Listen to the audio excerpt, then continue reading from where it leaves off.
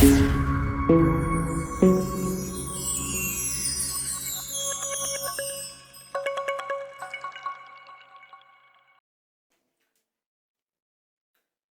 बार फिर से स्वागत है आप सभी लोगों का आपके इस चैनल 360 डिग्री में। आज हम आपके लिए लेकर आए हैं बिहार बोर्ड क्लास 12 की इंग्लिश बुक का पोएम नंबर 8 जिसका नाम है फायर हाइंड और जिसे लिखा है के.की.एन. दारूवाला ने।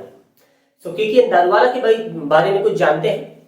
तो के.की.एन. दारूवाला द रेसिपिएंट ऑफ साहित्य अकादमी अवार्ड 1984।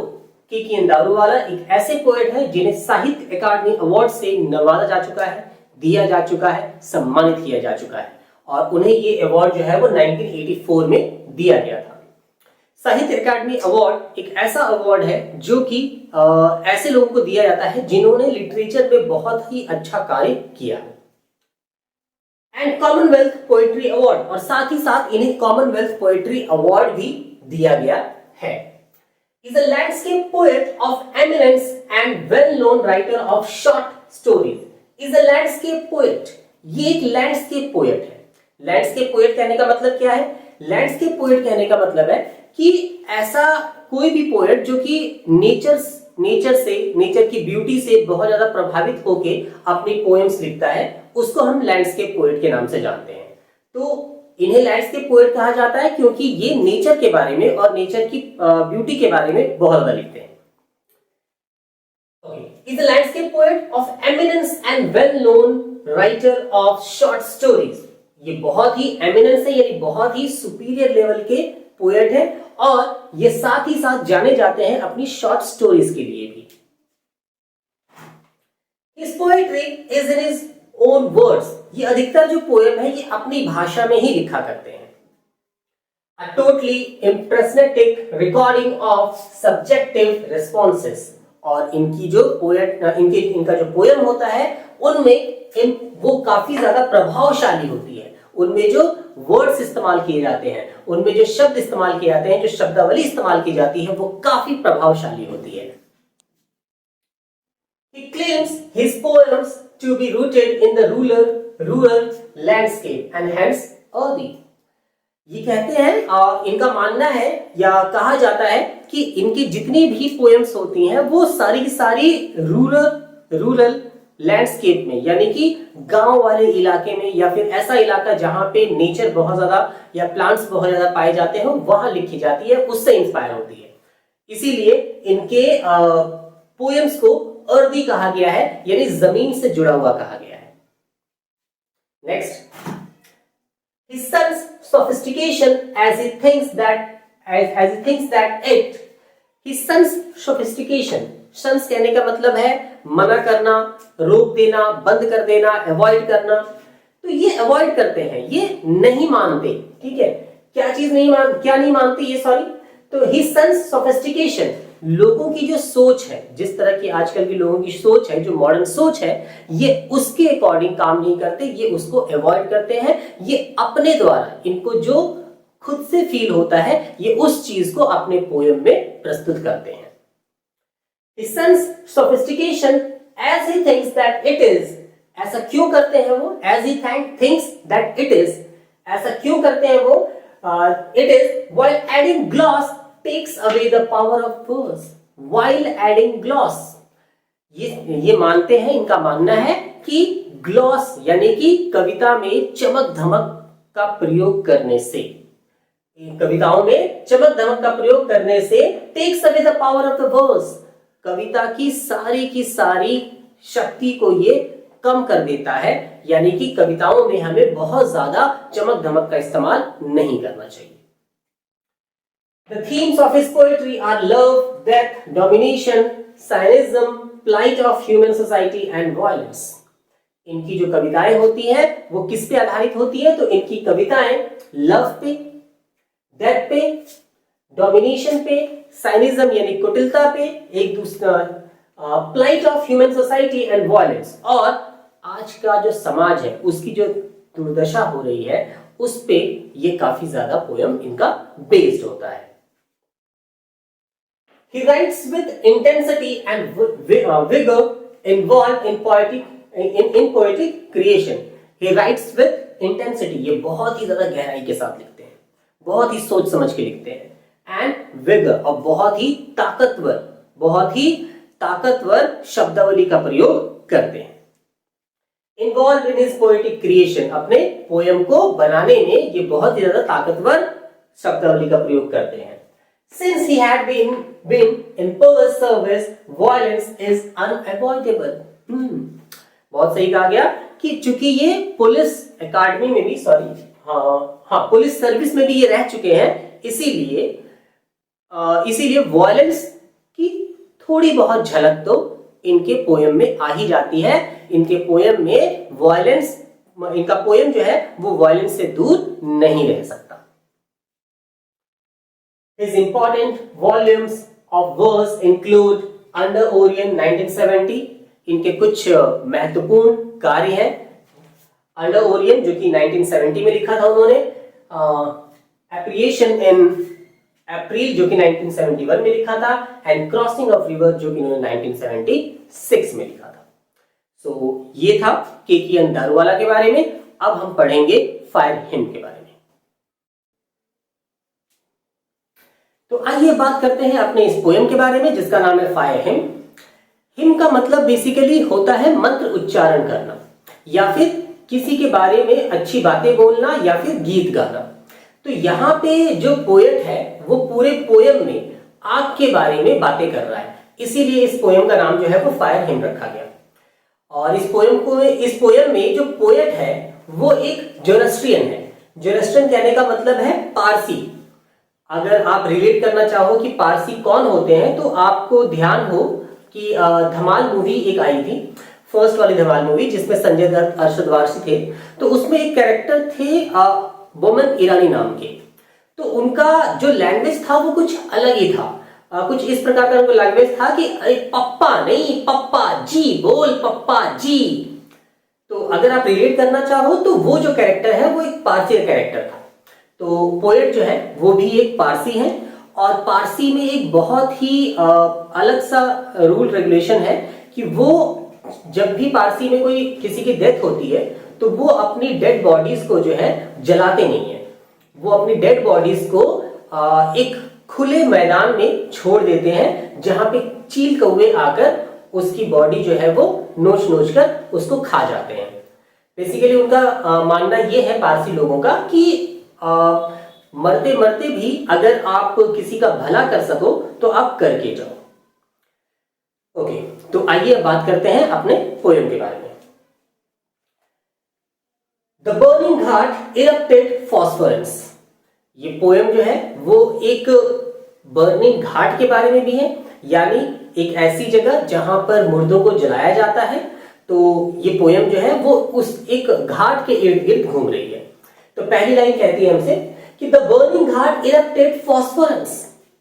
एक बर्निंग घाट है, यानी कि एक मुर्दे जलाने वाला घाट है, और वहां पे कोई लाश जल रही है, वहां पे कोई लाश जल रही है। इरप्टेड फॉस्फोरेंस, और वो जो लाश जल रही है तो उसमें से एक रोशनी जो है वो चारों तरफ फैल रही है। क्योंकि आग जब जल रही है, जब मुर्दा जल रहा होगा, तो उसकी जो रोशनी होगी, जो लकड़ियां वगैरह होंगी, जो भी होगा, तो उसकी रोशनी जो है वो चारों तरफ फैल रही है। And wandering ghost light frightened passerby. And wandering ghost light, और उससे एक भूतिया तरह की, एक डरावना लाइट निकल रहा है। बेसिकली जब आग जलता है तो उससे एक लपट निकलती है, ठीक है, जो दिखाई नहीं देती, ठीक है। तो इसलिए उसे भूतिया कहा गया है, क्योंकि जो आग है, जो जल रहा है, जो घाट पे जो मुर्दा जल रहा है, उससे जो रोशनी निकल रही है, जो आग जल रही है, उससे एक ऐसी रोशनी निकल रही है जो कि दिखाई नहीं दे रही है, और उसे देखकर लोग डर रहे हैं। आते जाते लोग डर रहे हैं। पासरबाई का मतलब आने जाने वाले राहगीर। As moonlight scuttled among the bones, और जो मूनलाइट है वो भी, जो चांद की रोशनी है वो भी। तो बेसिकली अभी जो पोएट जो है ये अभी सुबह सुबह का समय है, और अभी चांद की रोशनी हल्की हल्की पड़ रही है, और पूरी तरह से अभी सुबह नहीं हुआ है। तो इसलिए कह रहा है कि चांद की रोशनी जो है वो स्कैटर्ड अमंग द बोन्स, वो जो लाश की जो हड्डियां हैं उसको चीरते हुए आगे निकल रही है। Once strolling at dawn past river bank and घाट। देखिए इसने कह दिया कि ये सब घटनाएं कहां पे हो रही है, कब हो रही है, तो once strolling एक बार घूमते हुए at dawn का मतलब सुबह का वो पहला किरण, जब बिल्कुल रोशनी, जब सूरज उगा हुआ नहीं होता है, वो लाल लाल कलर जो होता है, तो वो समय। तो एक बार सुबह जब पोएट जो है वो टहल रहा था past river bank and Ghat, river के किनारे, नदी किनारे जो घाट है उससे गुजर रहा था या उसके आसपास टहल रहा था, we saw embers losing their cruel redness. तो हम लोगों ने देखा, इसका मतलब कि पोएट जो है वो अकेला नहीं है, उसके साथ और भी कोई है, तो इसके बारे में बाद में पता चलेगा। We saw embers losing their cruel redness, हमने क्या देखा, तो हमने देखा कि अंबर्स का मतलब होता है, जैसे आपने कोयला देखा होगा, तो कोयला जब जल जाता है तो जलने के बाद वो जब एकदम लाल हो जाता है तो उससे जो आग नहीं, उससे जो हीट निकलता है तो उसको बेसिकली अंबर कहा जाता है। उसमें आग होती है, वो जलता नहीं है लेकिन उसमें आग होती है। तो we saw embers losing their cruel redness, हमने देखा कि अंबर्स यानी कि वहां पे जो लकड़ियां होंगी वो जल चुकी होंगी लेकिन वो उसमें अभी भी हीट होगा। तो वी सॉ अंबर्स, हमने देखा अंबर्स को लूजिंग देयर क्रूअल रेडनेस, और वो जो हीट है, वो जो आग है, वो धीरे धीरे कम हो रही थी, क्योंकि आग जो है वो धीरे धीरे अब बुझ रही थी। To the grey ash that swallows all the half cooked limbs, और वो जो अंबर्स थे यानी वो जो हीट था, आग से निकलने वाला जो हीट था वो धीरे धीरे कम हो रहा था, और किस में बदल रही थी, तो वो ग्रे ऐश, वो एक राख में बदल रही थी। यानी कि जो लकड़ियों से निकलने वाला जो आग था या फिर हीट था वो धीरे धीरे कम हो रहा था और वो राख में बदल रहा था, और वो राख जो है स्वॉलोज, निगल रहा था कहने का मतलब है ढक रहा था। Swallows all the half cooked limb, वो जो राख है वो सभी के सभी आधे कुक्ड लिम्स का मतलब हाथ पैर होते हैं, ठीक है, तो जो मुर्दा लाश थी उसको वो खा रहा था, यानी उसको वो जला रहा था या फिर उसको वो ढक रहा था, ऐसा आप कह सकते हो। Bore witness to the fire debauchery, और इन सब का मैं एक गवाह था, इन सब का मैं एक गवाह था। किसका गवाह था? फायर डेबचरी। डेबचरी का मतलब होता है कुछ अमानवीय सी चीज, ऐसी चीज जो सही नहीं है। तो फायर जो ये अमानवीय चीज कर रहा था, क्योंकि पोएट जो है वो एक पारसी था, पोएट जो है वो एक पारसी था, और पारसी में किसी मतलब किसी भी आदमी को जलाना पाप माना जाता है। इसलिए वो कह रहे हैं, पोएट कह रहा है कि फायर जो ये पाप कर रहा था, ये जो अपराध कर रहा था, उसका मैं एक साक्ष्य था, मैं एक गवाह था, मैं साफ साफ देख रहा था। My father said, you see those half burnt fingers? तभी मेरे पिता ने कहा। इसका मतलब कि पोएट और उनके पिता ये दोनों सुबह सुबह टहलने निकले थे, तो उनके पिता ने कहा you see those half burnt fingers? Poet के पिताजी ने उस लाश की तरफ इशारा करते हुए कहा कि तुम्हें वो दिखाई दे रहा है, वो आधे जले उंगलियां, एंड द बोन स्टब्स, और वो बिखरे हुए और वो टूटे हुए, ठीक है, या फिर और वो बोन यानी कि हड्डियों के टुकड़े। मेरे पिता ने मुझसे कहा कि तुम्हें दिखाई दे रहा है वो आधी जली उंगलियां, और क्या तुम्हें दिखाई दे रहा है वो हड्डियों के टुकड़े। The fire at times forget its dates. तो ऐसा वो इसलिए कह रहे हैं क्योंकि जब भी लाश को जलाया जाता है तो जिस तरफ हवा होती है तो उस तरफ की लाश जो है वो ज्यादा जल जाती है और बाकी दूसरी तरफ की लाश जो है वो कम जलती है। तो फायर जो है यहाँ पे वो अपने डेड बॉडी को भूल जा रहा है, यानी उसे पूरा का पूरा जला नहीं रहा है। तो इसलिए उनके पिताजी कहते हैं कि फायर जो है, आग जो है, वो कभी कभी अपनी डेड बॉडी को, अपनी लाश को भूल जाता है, यानी कि पूरा पूरा नहीं जलाता है। अ ज़ोरास्ट्रियन आई, और चूंकि मैं एक पारसी हूं, माई चाइल्ड, मेरा बच्चा, और तभी उन्हें उसे याद आता है कि मैं एक पारसी हूं और मेरा बच्चा, यानी कि उन्हें याद आता है, कुछ और बातें याद आती है, मेरा बच्चा, फिंगर क्लेंस, और तभी उनकी उंगलियां जो है वो एकदम अकड़ जाती हैं, थोड़ी सी अकड़ जाती हैं, जिससे उन्हें कुछ दर्द का एहसास भी होता है। वो कहते हैं कि मैं एक पारसी हूं, और तभी उन्हें कुछ याद आता है कि मेरा बच्चा, और तभी वो अपनी उंगलियां जो है वो मोड़ लेते हैं, और उनकी उंगलियों के मोड़ में एक दर्द होता है। किस लिए होता है? Finger clench into a little knot of pain, और वो जो है मुट्ठियां बंद कर लेते हैं, और उसमें एक दर्द का एहसास होता है। I saw to save fire from the sin of forgetfulness, और तभी वो पूरी बात नहीं बताते, उन्हें उनके मन में कुछ बात याद आती है पुरानी, लेकिन वो पूरी बात नहीं बताते, और फिर कहते हैं कि मैं आज ये कसम खाता हूं कि मैं save the fire from the sin of forgetfulness, मैं आग जो अपने इस डेड बॉडी को भूलने का जो अपराध कर रहा है, मैं इसको इस अपराध से बचाऊंगा, मैं ये अपराध होने नहीं दूंगा। It never forget and 20 years since, ये भूलने वाली बात नहीं है, और तभी दोबारा से वो जिस बात को याद कर रहा होता है, वो दोबारा से उसके मन में आ जाता है कि इट नेवर फॉरगेट, और ये भुलाया नहीं जा सकता। क्या नहीं भुलाया जा सकता? एंड 20 years since, और तब वो कहता है कि आज से 20 साल पहले, आज से 20 साल पहले, as I consigned my first born to the flames, consign का मतलब होता है किसी के हवाले कर देना। आज से 20 साल पहले जब मैंने अपना पहला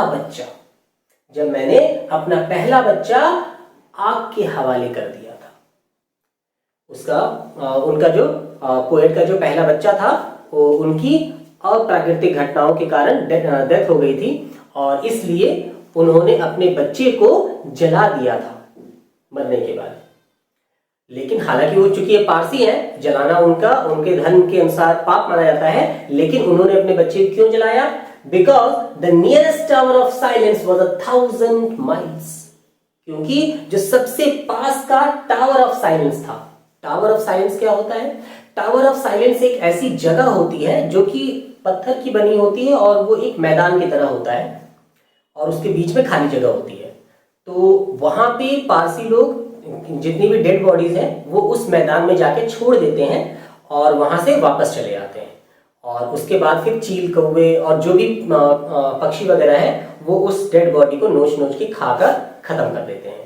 तो पारसी लोग जो है मरने के बाद डेड बॉडी के साथ यही करते हैं, लेकिन ये नहीं कर पाए। क्यों नहीं कर पाए? क्योंकि जो नियरेस्ट टावर ऑफ साइलेंस था, जो सबसे नजदीक का टावर ऑफ साइलेंस था, वो लगभग 1000 मील दूर था, और इतनी दूर वो जा नहीं सकते थे, इसलिए उन्हें जबरदस्ती अपने बच्चे को आग में जलाना पड़ा।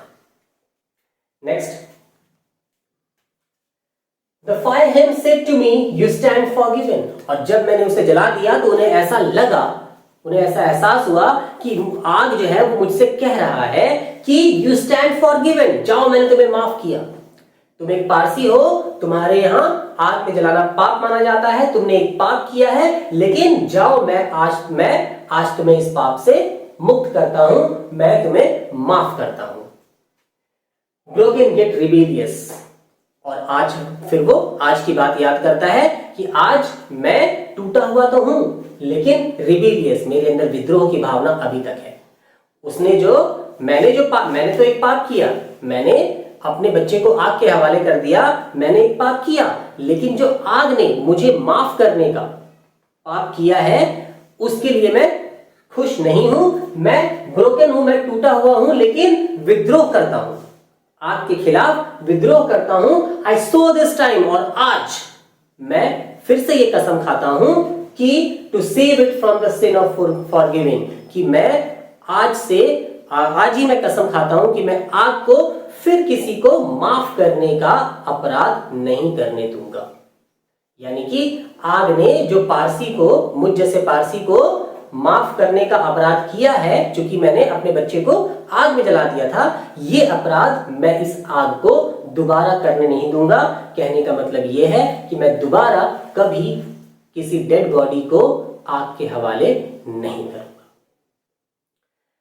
सो ये हमारा पोयम था। इस पूरे पोयम में एक बर्निंग घाट के बारे में बात की गई है, एक मुर्दा घाट के बारे में बात की गई है। उस मुर्दा घाट में एक लाश जल रही है और दिखाया गया है कि किस प्रकार से आग जो है वो एक अपराध करता है। कभी कभी वो अपने लाश को पूरा जलाता नहीं है। और इसके बाद फिर पोएट ने अपने बारे में बात की कि बचपन 20 साल पहले उसने भी एक अपराध किया था और आज वो एक प्रण लेता है कि वो आग को किसी को भी माफ करने का अपराध नहीं करने देगा।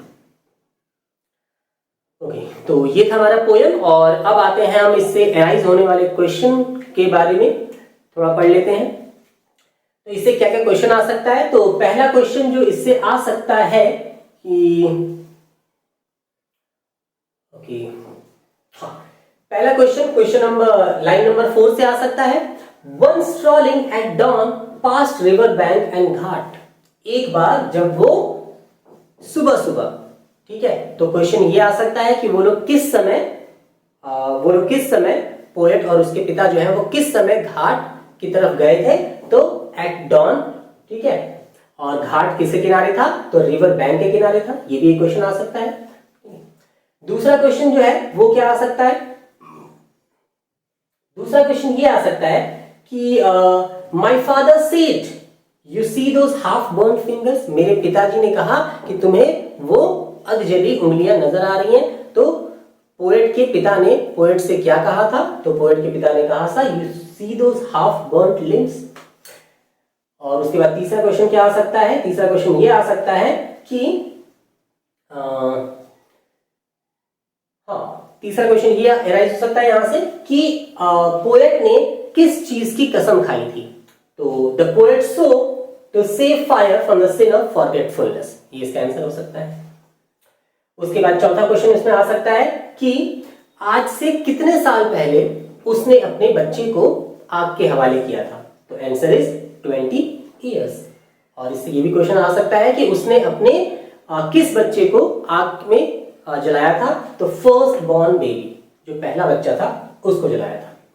अगला क्वेश्चन आ सकता है कि the nearest tower of silence जो है वो कितनी दूर था। तो नियरेस्ट टावर ऑफ साइलेंस जो था वो 1000 मील दूर था। और बस इतना ही, इसमें इतने ही क्वेश्चन अराइज हो सकते हैं। बाकी जितने भी क्वेश्चन इससे और बने हैं एमसीक्यू, उन सब का पीडीएफ मैंने बना दिया है और उन सब का पीडीएफ का लिस्ट जो है वो आपको इस वीडियो के लिंक में डिस्क्रिप्शन में मिल जाएगा। सो ये था हमारा फायर हिम।